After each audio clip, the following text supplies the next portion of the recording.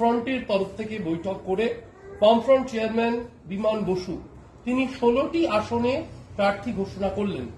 তাতে একটি প্রথম প্রশ্ন, 14 জন প্রথম লোকসভা নির্বাচনে প্রতিদ্বন্দ্বিতা করছেন নতুন মুখ। তারুণ্যে জোর দিয়ে সৃজন ভট্টাচার্য, দীপশিতা ধরদের ওপর আরো একবার ভরসা রাখলো সিপিআইএম বা বামফ্রন্ট। কিভাবে দেখছেন? ভোট মানুষদের, একটা কথা আছে না, দাদু খায় নাতি খায়। বিষয়টা তো সিপিআইএম, যারা গৃহীত, পরীক্ষিত এবং পরিত্যক্ত। এই মুহূর্তে সর্বভারতীয় রাজনীতিতে সংখ্যার দিক থেকে অপ্রাসঙ্গিক এবং কার্যত তাদের মতামত এবং চলার পথ দুটোই বর্তমান পৃথিবীতে অনুপযুক্ত বলে এখন প্রজন্মের মানুষ মনে করছে। সুতরাং এটা ফল হবে, সেটা সিপিআইএম এর ফল। এসব রাজনীতিতে নবীন প্রবীণ বলে কিছু হয় না। সমীরবাবু, দ্বিতীয় প্রশ্ন এই বিষয়টি, তা হলো যে ইন্ডিয়া ব্লকে আমরা এর আগে দেখলাম এ রাজ্যের যারা প্রধান শক্তি 42টি আসনে তৃণমূল প্রার্থী ঘোষণা করল। আইএসএফ আজ এই প্রার্থী তালিকা প্রকাশের আগে বামেদের দিকে কিছু শর্ত ছুড়ে দিল, এই আসন আমাদের চাই, এই আসনে অমুক প্রার্থী হলে আমরা এই আসন ছেড়ে দেব। এই শর্তের পর 16টি আসনে বামেরা প্রার্থী ঘোষণা করল। অন্যদিকে কংগ্রেসের তরফে বলা হচ্ছে আমাদের সাথে টুকিটাকি আলোচনা হলো, আনুষ্ঠানিক কোনো আলোচনা হয়নি। যদিও কংগ্রেসকে দুদিন আরো সময় দিল বামফ্রন্ট। কার্যত ইন্ডিয়া ব্লকের আসন সমঝোতা আগেই তৃণমূল হাতের বাইরে গেছে, এবার কি বাম কংগ্রেস সমঝোতাও জলে? দেখুন, আমরা প্রথম থেকেই বলে এসেছি যে নির্বাচন এলেই এই জোট জোট খেলা শুরু হয়। যাদের নির্দিষ্ট কোনো কর্মসূচি নেই, নিজেদের মধ্যে একটা ঐক্যবদ্ধ হবার প্রচেষ্টা থাকলেও সেটা সংবাদ মাধ্যমের একটু চর্চায় থাকার জন্য, কার্যকর করবার জন্য নয়। সুতরাং এই মুহূর্তে দেশের মানুষ যেখানে স্থায়িত্ব চান, নির্ণায়ক সরকার চান, স্থিতিশীল অর্থনীতি চান এবং একটা মুখ চান যার উপর নির্ভর করা যায়, বিশ্বাস করা যায়, ভরসা করা যায়, সেটা ছাড়া নির্বাচন লড়া যায় না। এটাই হওয়ার ছিল, এটাই হচ্ছে। আর মানুষ এদের নিয়ে এই মুহূর্তে পশ্চিমবঙ্গে খুব একটা বেশি আগ্রহী নয়। সমীর ভট্টাচার্য এর আগে বহুবার বলেছেন একটা শক্তপোক্ত ঐক্যবদ্ধ বিরোধী দরকার গণতন্ত্রে। এবারেও কি আপনারা হতাশ হতে চলেছেন এই শক্তপোক্ত ঐক্যবদ্ধ বিরোধী পাওয়ার জন্য? না, আমরা তো প্রথম থেকেই বলছি যে কোনো গণতন্ত্রের সাফল্য তখনই আসে যখন একটা দায়িত্বশীল বিরোধী রাজনৈতিক শক্তি সেখানে বর্তমান থাকে। কিন্তু এটা দুর্ভাগ্য ভারতীয় রাজনীতিতে যে এই মুহূর্তে ভারতবর্ষে কোনো বিরোধী দলের অস্তিত্ব নেই, কোনো বিরোধী শক্তি নেই। আজকে দেখা গেল যে অভিষেকের সভাতে অভিষেক কার্যত একটি চ্যালেঞ্জ দিয়েছিলেন যে বিজেপির যুব নেতারা তারা যেন আসেন 3টের সময় ময়নাগুড়িতে এবং সেখানে এসে একবারে শ্বেতপত্র প্রকাশের মতো বিজেপি কি কেন্দ্রীয় সরকার উন্নয়ন করেছে তা যেন তুলে ধরতে চায়। বিজেপির তরফে ওয়াইএম এর তরফে প্রথমে বলা হয় যে তারা সময় জানতে চায়, স্থান জানতে চায়। এরপরে একটা টুইট করে বিজেপির তরফে জানানো হয় যে hour Yuva Morcha karyakarta think it is demeaning for them to stand in the same frame with someone as corrupt as you. Our Karyakartas are self-made, unlike a dynast like you, so have lots of self-respect. Besides, we don't need a white paper on TMC's corruption. কার্যত অভিষেকের challenge নিয়ে বিজেপির যুব নেতারা তারা ময়নাগুড়ির মঞ্চে গেলেন না, পিছিয়ে গেল বিজেপি, বলছে তৃণমূল কংগ্রেস। দেখুন, এটা কে বিজেপির থেকে উত্তর দিয়েছে সেটাও আমার জানা নেই। একজন যদি হাতে গ্লাভস পরে আয়নার সামনে দাঁড়িয়ে হাত ছুটতে ছুটতে মনে করে যে আমার পাঁচগুলো আমি দিচ্ছি মোহাম্মদ আলীকে কিংবা মাইক টাইসনকে, আর তারপর নিজেই নিজের হাত তুলে জয়ী বলে ঘোষণা করে দেয়, তৃণমূলের ব্যাপার সঙ্গে ওরকম। ওদের উত্তর দেওয়ার কোনো প্রয়োজন নেই, সময় বিজেপি ভয় পেয়েছে, তৃণমূল বলছে বিজেপি ভয় পেয়েছে, প্রবল ভয় পেয়েছে। দেখুন এখন প্রধানমন্ত্রী পদত্যাগ করে দেয় কিনা। তৃণমূলের ভয়ে তো আমরা কাঁপছি গত 2 বছর ধরে। এতদিন শুনছিলাম তো ভবিষ্যৎ প্রধানমন্ত্রী, ভারতের একমাত্র মুখ যিনি নরেন্দ্র মোদীকে টক্কর দিয়েছেন, হারিয়েছেন। আরে দিল্লিতে কি করবেন বলুন? লোকসভায় সরকারটা কিভাবে তৈরি করবেন সেটা পশ্চিমবঙ্গের মানুষকে বলুন। স্বরাষ্ট্রমন্ত্রী কে হবেন, কোন দল থেকে হবেন, প্রতিরক্ষা কে সামলাবে, এসব বক্তৃতা করুন। আর 100 দিনের কাজের গল্প কতদিন চলবে? অভিষেক বন্দ্যোপাধ্যায় আজকে মঞ্চ থেকে বলেছেন যে পরিষেবা পেতে হলে তৃণমূলকে ভোট দিন, যদি বিজেপিকে ভোট দেন তাহলে পরিষেবা বিজেপির থেকে নিন। এটা কি কার্যত ভোটারদের ভয় দেখানো এবং হুঁশিয়ারি? তৃণমূল কংগ্রেস ভয় পেয়ে গেছে। ওরা বুঝতে পারছে পুরো সরকারটা ডিটেনশন ক্যাম্পে চলে যাবে। তৃণমূলের দিন শেষ, মানুষ প্রত্যাখ্যান করেছে। কোনো সময় বিডিও বাঁচিয়েছে, কোনো সময় সিভিক ভলেন্টিয়ার্স পুলিশ বাঁচিয়েছে। এই নির্বাচনে কেউ বাঁচাবে না, ফলাফল ওদেরও জানা আছে। অভিষেক বলছেন গত দুটো অর্থ বছরে কেন্দ্র প্রকল্পগুলোতে কোনো টাকা দেওয়া হয়নি কেন্দ্রীয় প্রকল্পে। ওরা মিথ্যে কথা বলে যাচ্ছেন। বিজেপি তরফে আপনারা বারবার বলেছেন যে দুর্নীতির জন্য টাকা আটকে দেওয়া হচ্ছে। এমত অবস্থায় অভিষেকের প্রশ্ন, বিরোধী দলদের শায়েস্তা করার জন্যই এই কেন্দ্রীয় সরকারের মাধ্যমে বিজেপির এই কৌশল কেন্দ্রীয় প্রকল্পের টাকা আটকে দেওয়া। এ ধরনের অভিযোগ কিন্তু অনেক অবিজেপি শাসিত রাজ্য থেকে কেউ করছেন না। আর বিজেপি উত্তর দেবে কেন? অভিষেক বন্দ্যোপাধ্যায় ভাই প্রশ্ন করবেন কেন? যখন সরকারকে আক্রমণ করছেন তখন তার মনে রাখা উচিত যে মুখ্যমন্ত্রী মমতা বন্দ্যোপাধ্যায় 10 জন সাংসদকে নিয়ে প্রধানমন্ত্রীর কাছে গিয়েছিলেন, বেরিয়েছে, বলেছিলেন, গুরুত্ব সহকারে আমাদের বক্তব্যগুলো শুনেছেন, বিবেচনা করেছেন, বলে দিয়েছেন, দুতরফে 2 জন করে সচিব রাজ্য এবং কেন্দ্র সরকার বৈঠক করে বিষয়টা মিটিয়ে দেবেন। তো তারা সামনে এসে বলুন শ্বেতপত্র নিয়ে। কেন দেরি? সব রাজনৈতিক বক্তব্য শুনে মানুষ ক্লান্ত, নতুন কিছু বলুন। ববি হাকিম জানালেন, গোটা রাজ্যে ব্যাপকভাবে নাগরিক সমাজের মধ্যে প্রচার করতে হবে সিএ এর বিরুদ্ধে। মমতা বন্দ্যোপাধ্যায় এই নির্দেশ ইতিমধ্যেই দলকে দিয়েছেন। বিভাজনের রাজনীতি, দেশের মধ্যে আরেকটা বাংলাদেশ তৈরি করবার রাজনীতি, উদ্বাস্তু হিন্দুদের বিরুদ্ধে যুদ্ধ ঘোষণা করার রাজনীতি। এর থেকে সচেতন হতে হবে সংখ্যালঘু সমাজকে, যারা দেশীয় মুসলমান আছেন, ভারতীয় মুসলমান তাদের, এবং ওপার বাংলা থেকে যে হিন্দুরা এসছেন তাদের। তৃণমূলের এই বিপজ্জনক বিভাজন খেলায় কেউ দয়া করে পা দেবে না। 21-এর ভোটে বিজেপিকে শায়েস্তা করতে তৃণমূল একটা বহিরাগত তত্ত্ব এনেছিল। বহিরাগত যেন বর্গী এসেছে এরকম একটা তত্ত্ব তুলে ধরা হয়েছিল, বহিরাগত হলো। আজ ময়নাগুড়ির সভা থেকে অভিষেক আবার সেই বহিরাগত তত্ত্বে শান দিলেন এবং তিনি বললেন যে বহিরাগতরা ভোটের পর তো সব চলে যাবেন, এখানে দোকানগুলো কে চালাবে? হে, অভিষেকের প্রশ্ন, বহিরাগতরা ভোটের পর আবার তো সব ফেরত চলে যাবেন, এখানে দোকানগুলো কে চালাবেন? প্রশ্ন করছেন অভিষেক বিজেপির বহিরাগত বাংলায় আসা নেতাদের নিয়ে। তৃণমূল রাজনীতিকে বা লোকসভা নির্বাচনকে দোকানদারি বলে মনে করে। ওদের রাজনীতির অর্থই হচ্ছে কেনা বেচা। ঠিকই বলেছেন, ওদেরও তো 2 জন বহিরাগত আছেন। তিনি কোন পিচে বল করতে পারবেন সেটা আমার জানা নেই। আরো তো একজনকে নিয়ে এসেছেন। তো এরা যখন ওদিকে চলে যাবে, ওই দোকানগুলো কে খুলবে, ওখানে কেনা বেচা কে করবে, সেটা এখন থেকে ঠিক করে রাখবে। অভিষেক বলছেন বিজেপি যদি মনে করে আমাদের দলে সবাই চোর, তাহলে আমাদের দল থেকে এত লোক নিচ্ছে কেন ওরা? ওই কত রকমের প্রশ্নের উত্তর দেওয়া তো সম্ভব নয়। কালকে মুখ্যমন্ত্রী বললেন আমার দলের সবাই চোর নয়, আজকে উনি বলছেন আমার দলের সবাই চোর।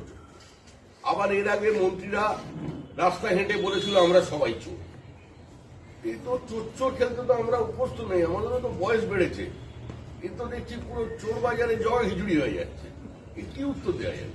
যেমনটা খবর আসছে তাতে অর্জুন সিং একটু পরে কলকাতা বিমানবন্দর থেকে দিল্লির উদ্দেশ্যে বিমানে রওনা দেবেন এবং তার এই গন্তব্য একেবারে হচ্ছে আপনাদের ক্যাম্পে পদ্ম শিবিরে যোগদানের জন্য। এবং অর্জুন সিং এর বক্তব্য অনুযায়ী আগামীকাল বিজেপিতে ফেরত আসছেন তিনি এবং তার সঙ্গে নতুন অতিথি হিসেবে আরো একজন তৃণমূল সাংসদ তমলুকের দিব্যেন্দু অধিকারী, তিনিও যোগ দিতে পারেন বলে তার ঘনিষ্ঠ সূত্র থেকে জানানো হচ্ছে। 2 সাংসদ ব্যারাকপুর এবং তমলুক ভোটের আগে পাওয়া, এটা কি লাভ হবে? দেখুন, আমার কোনো ঘনিষ্ঠ নেই। তো এখন অর্জুন সিং আমাদের দলে ছিলেন, গদ্দার ক্রিমিনাল আখ্যায় ভূষিত হয়েছিলেন, 103টে মামলার মালা পড়েছিলেন, প্রাণ সংশয়ের মধ্যে ছিলেন, একাধিকবার আক্রান্ত হয়েছেন, জীবনহানি হওয়ার পর্যায়ে পৌঁছে গিয়েছিল। একটা পরিস্থিতির বাধ্যবাধকতায় হয়তো তিনি তৃণমূল কংগ্রেসের মঞ্চে উঠে পড়েছিলেন। এখন তিনি কি বুঝতে পেরেছেন, বলছেন এখন আমি যাচ্ছি দিল্লিতে বিজেপিতে যোগ দিতে, এটা তিনি বলছেন। কিন্তু তিনি তো সাংসদ, বিজেপি টিকিটে জেতা, এবং মুখ্যমন্ত্রীর ফর্মুলা অনুযায়ী উনি নাকি বিজেপির সাংসদ, তাহলে সিদ্ধান্তটা বিজেপির সংসদীয় বোর্ডই নেবে। অর্জুন সিং আজ পার্থ ভৌমিক প্রসঙ্গে বলেন, পার্থ ভৌমিক এখনো এলাকার লোকেদের ধমকে চমকে যাচ্ছেন। শাহজাহানের জমি সম্পত্তির মধ্যে অনেকটাই নৈহাটিতে রয়েছে, আর বিধায়ক যুক্ত আছেন এসব কেনা বেচায়। সন্দেশখালী শাহজাহানের কথা বলছি, ওদের সাঙ্গপাঙ্গদের বিঘার পর বিঘা জমি আছে এই নৈহাটিতে। বিধায়ক ছাড়া তো ওখানে কেউ সাহায্য করতে পারে না, ওখানে রাজা উনি আছেন, উনি ছাড়া কেউ সাহায্য করবে কি করে? 72 ঘন্টা আগেও উনি তৃণমূল কংগ্রেসে ছিলেন, আর তৃণমূল কংগ্রেসের এই প্রাতিষ্ঠানিক লুট তো কোনো একটা জায়গায় সীমাবদ্ধ ছিল না, এবং উৎপাদিত ফসলটা বিভিন্ন জায়গায় ছড়িয়ে দেওয়া হয়েছিল, বিকেন্দ্রীকৃত হয়েছিল। তো সেখানে কে কার কোথায় জিনিস পুঁতে রেখেছে সেটা তারা বলতে পারে। অর্জুন সিং যখন বলেছেন তার কাছে নির্দিষ্ট তথ্য আছে, তাকে প্রশ্ন করুন, আমাদের এটা জানে না। যেটা হচ্ছে, যেটা সম্ভাবনা তৈরি হয়েছে যে ব্যারাকপুর কেন্দ্রে অর্জুন সিংকেই বিজেপি প্রার্থী করবে, সেই জায়গায় দাঁড়িয়ে তাহলে প্রশ্ন উঠছে যে ব্যারাকপুরে সেক্ষেত্রে কি অর্জুন সিং এর বিকল্প কোনো মুখ অর্জুন সিং এর উপরই ভরসা রাখতে হচ্ছে? দেখুন, আমরা বিকল্প মুখের সন্ধান করেছি কি অর্জুন সিং প্রার্থী হচ্ছেন কি অর্জুন সিং এর পরিবর্তে অন্য কেউ প্রার্থী হচ্ছেন, সেটা তো সংবাদ মাধ্যমকে বলার জন্য নয়।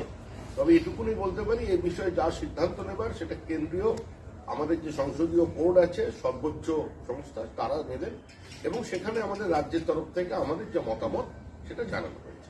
খুব তাড়াতাড়ি বাংলায় বিজেপির সরকার তৈরি হবে, আজ দাবি করলেন কেন্দ্রীয় স্বরাষ্ট্রমন্ত্রী তথা এনডিএ চেয়ারম্যান অমিত শাহ। খুব তাড়াতাড়ি বাংলায় বিজেপির সরকার তৈরি হচ্ছে জানালেন। আমরা তো অনেকদিন ধরে বলছি যে পশ্চিমবঙ্গের মানুষ নতুন সরকার পাবে, এবং এই সরকার পাওয়ার জন্য 2026 সাল পর্যন্ত কাউকে অপেক্ষা করতে হবে না। সেটা তৃণমূল কংগ্রেসও জানে যে তৃণমূল কংগ্রেসের মেয়াদ 2026 পর্যন্ত নেই। যে অর্জুন সিংকে নিয়ে এত আলোচনা, তার বিপরীতে যে লড়ছেন আরেক অর্জুন তথা পার্থ, সেই পার্থ ভৌমিক আজকে অর্জুনের ভাইপো সৌরভ সিংকে তার ইলেকশন এজেন্ট ঘোষণা করবেন। অর্থাৎ অর্জুন সিং এর বাড়ির তার পরিবারের সদস্য তার ভাইপো সৌরভ সিংকে পার্থ ভৌমিক ইলেকশন এজেন্ট করলেন। কার্যত তার অর্থ হচ্ছে এটাই যে রাজনীতিটা ব্যারাকপুরে অর্জুন সিংকে কেন্দ্র করেই আবর্তিত হচ্ছে। দেখুন, এ সমস্ত পারিবারিক রসায়ন আর পারিবারিক অবস্থান থেকে রাজনৈতিক বিন্যাসে আমরা আগ্রহী নই। আমাদের নির্দিষ্ট নেতা আছে, নীতি আছে, চলার পথ আছে, কর্মসূচি আছে, এবং সর্বোপরি পৃথিবীর জনপ্রিয়তম রাজনৈতিক ব্যক্তিত্ব নরেন্দ্র দামোদর দাস মোদী আছে। সেজন্য সমস্ত আসনে উনিই প্রার্থী, বাদ বাকিরা নিমিত্ত মাত্র। এটার কোনো প্রাসঙ্গিকতা কোথাও কারণ নেই। মানুষ নরেন্দ্র মোদীকে ভোট দেবেন। সকাল থেকে দেখা গেল যে শাহজাহানের বিভিন্ন ঘনিষ্ঠ ব্যবসায়ীদের মাছের ভেড়ি, যেমন ধরুন ধামাখালি, সরবেরিয়া, সেসব জায়গায় তল্লাশি চলতে লাগলো। কিছু গাড়ির খোঁজ মিলল, গাড়ির সালের খোঁজ মিলল। আর মাছের ভেড়ি থেকে এই প্রশ্ন উঠতে শুরু করেছে, রেশন দুর্নীতির টাকা কি বিনিয়োগ হয়েছিল মাছের ব্যবসায়? মাছ আমদানি রপ্তানির হাত ধরে বিপুল অর্থ কি বিদেশে পাচার হয়েছে মাছের পেটিতে? কারণ এসব সন্দেহ করছে ইডি। তাদের নজরে এখন সন্দেশখালীর মাছের ভেড়িগুলো। চলছে শাহজাহান ঘনিষ্ঠদের বাড়ি বাড়ি তল্লাশি। লক্ষ কোটি টাকার বেশি রেশন দুর্নীতি। আপনি একটা রুট থেকে খালি 20,000 কোটি টাকা ফরেক্স কোম্পানির মধ্যে দিয়ে ওই শঙ্করাঢ্য পাঠিয়েছে বিদেশে। বাদ বাকি টাকা কোথায়? টাকা তো হাতের তলায় রেখে দেবে না, টাকা যেদিকে যেদিকে ছড়িয়েছে। যত খুঁজবেন তত পাবেন, যেখানে দেখিবে চাই উড়াইয়া দেখো তাই, সর্বত্র পাওয়া যাবে। তৃণমূলের লুটের ধন সর্বোচ্চ ছড়িয়ে আছে। আইএসএফ বামেদের প্রার্থী তালিকা ঘোষণার আগে যে প্রার্থী এবং আসন নিয়ে তাদের যে বয়ান তা তুলে ধরে, নসাদ তুলে ধরে, এবং তাদের কার্যকরী রাজ্য সভাপতিও একই কথা তুলে ধরেন। তাতে বলা হচ্ছে 8টি আসনে প্রতিদ্বন্দ্বিতা করবেন তারা। এই আসনগুলির মধ্যে দেখা যাচ্ছে বারাসাত, বসিরহাট, মথুরাপুর, যাদবপুর, উলুবেড়িয়া, শ্রীরামপুর, মালদা দক্ষিণ এবং মুর্শিদাবাদ তারা চাইছেন। এই যে আইএসএফ এর প্রার্থী দেওয়া, যে পশ্চিমবঙ্গে আমরা জানি যে একটা বড় কোটানকোট ভোট ব্যাংক বলা হয় সংখ্যালঘু ভোটকে, আইএসএফ তাদের মূলত ভোটের যে প্রভাবটা সেটা দেখা যায় সংখ্যালঘু অঞ্চলে। রাজ্যের এই 8 কেন্দ্রে আইএসএফ এর প্রতিদ্বন্দ্বিতা, এটা বাংলার রাজনীতিতে কতটা তাৎপর্যপূর্ণ? দেখুন, এই ধরনের রাজনীতি তাৎপর্যপূর্ণ হয় না। আইএসএফ এর যে রাজনীতি, সেই রাজনীতি আমাদের বিপরীত অবস্থা। আমরা এই রাজনীতিতে বিশ্বাস করি না। তারা প্রার্থী দিতেই পারে, নির্বাচনে লড়াই করতে পারে। নওশাদ ভালো ছেলে, ভালো লড়াই করেছে, একদম প্রতিকূল অবস্থার মধ্যে লড়াই করছে, বহুবার আক্রান্ত হয়েছে, নিজের নির্বাচনী কেন্দ্রে ঢুকতে পারেনি, সেখানে থানার মধ্যে আক্রমণ করা হয়েছে, এটা আমরা দেখেছি। তো এই লড়াইয়ের মানসিকতা নিয়ে সে নির্বাচনে লড়বে, এখন কোথায় লড়বে সে নিজে ঠিক করবে। যাদের সঙ্গে আসন সমঝোতা করবে মনে করেছে বা যারা একসময় তাকে সঙ্গে নিয়েছিল তারা বলতে পারে। আমরা চাই একটা নির্বাচন যখন হচ্ছে, গণতন্ত্রের সবচেয়ে বড় উৎসব, দলীয় ব্যবস্থা, ঐক্যবাদী সমাজ, সবাই নেমে পড়বে, অভিযোগ করে বলবে। ভোটের কয়েক মাস আগে পর্যন্ত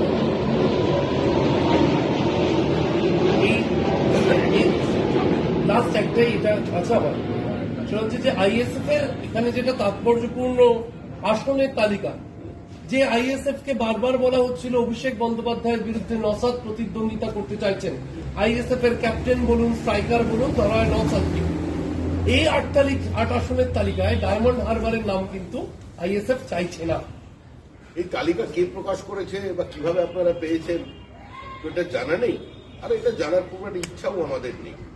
এখন কেউ যদি মনে করে ফরওয়ার্ডে না খেলে এবার হাফ নেমে একটু খেলবো, নিচে থেকে বলো করে নিয়ে যাওয়ার চেষ্টা করবো, সেটা তাদের ব্যাপার, সেই টিমের ব্যাপার। আমরা এখানে কি বলি? আমরা এটুকুনি বলতে পারি, ডায়মন্ড হারবার কেন্দ্র থেকে এবারে বিজেপির প্রার্থী দেখে যাবে। গ্রুপ সি, গ্রুপ ডি, নবম, দশম, একাদশ, দ্বাদশ শ্রেণীর নিয়োগ প্রক্রিয়া নিয়ে প্রশ্ন তুললেন বিচারপতি দেবাংশু বসাক। তিনি বললেন 2000 সালের এই নিয়োগ প্রক্রিয়ার পুনর্মূল্যায়নের কথা আজকে তুলেছেন তিনি। তাতে সেই সময়ের ওয়েমারের কথা দাবি যেমন উঠছে সামনে আনার, তেমনি প্রার্থীদের পরিচিতিপত্র থেকে তাদের যে মার্কশিট ইত্যাদির কিভাবে মূল্যায়ন হয়েছে তা খতিয়ে দেখার কথা হচ্ছে, এবং সিবিআই যে ওয়েমার শিট পেশ করেছে সেই ওয়েমার শিটের বিশ্বাসযোগ্যতা নিয়ে কমিশন প্রশ্ন তুলছে। ফলে এই মত অবস্থায় যে আবার নিয়োগ নিয়ে নতুন এটাকে জট হিসেবে দেখছেন না পুনর্মূল্যায়নকে কিভাবে দেখছেন? দেখুন, আমরা চাই দ্রুত নিয়োগ শুরু হোক। স্কুল কার্যত শিক্ষক শূন্য হয়ে গেছে, ছাত্ররা আর কেউ যেতে উৎসাহী হচ্ছে না, পিছন থেকে বেসরকারীকরণ শুরু হয়ে গেছে, দরিদ্র প্রান্তিক বাড়ির ছেলেমেয়েরা আর স্কুলে যেতে পারবেন না, এই পরিস্থিতি তৈরি হয়েছে। এই সময় বহু প্রাথমিক স্কুলে সেখানে প্রধান শিক্ষক নেই, এগুলো শুরু হোক। কিন্তু সমস্ত বাতিল করে দিলে তার মধ্যেও তো যোগ্য প্রার্থীরা কোথাও না কোথাও পেয়েছেন, সেটারও মূল্যায়নের প্রয়োজন আছে। যারা জালিয়াতি করে চাকরি পেয়েছেন, টাকা দিয়ে চাকরি কিনেছেন, তাদের বাতিল হোক। কিন্তু সামান্যতম, অতি সামান্য যারা মেধার উপরে নির্ভর করে পেয়েছেন, তারাও বিচার পাক, এটাই আমরা চাই। সমিতা, লোকসভা বিধানসভা ভোট একসঙ্গে রাষ্ট্রপতির কাছে রিপোর্ট পেশ করা হলো এক দেশ এক ভোট কমিটির রিপোর্টে পঞ্চায়েত ও পুরো ভোট একসঙ্গে করার সুপারিশ। প্রাক্তন রাষ্ট্রপতি রামনাথ কোবিন্দ 2 ধাপে এক দেশ এক ভোট চালু করার প্রস্তাব দিয়েছেন।